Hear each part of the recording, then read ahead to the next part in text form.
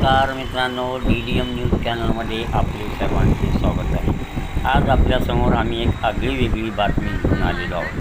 बातमी आहे वेगात येणाऱ्या वाहनाला जनावरांनी ब्रेक लावल्याची. होय मित्रांनो, भरधाव वेगात येणाऱ्या वाहनाला जनावरांनी ब्रेक लावल्याचे चित्र आज अहमदपूर शहरात नांदेड रोडवर कोर्टाच्या समोर रात्री पाहावयास मिळाले आहे. खरं तर बसस्थानक ते विश्रामगृह या दरम्यान गतिरोधक आवश्यक असताना राष्ट्रीय महामार्गाकडून गतिरोधक का केला नाही याचा जबाब तर हे मुख्य प्राणी त्यांना विचारत नसावेत.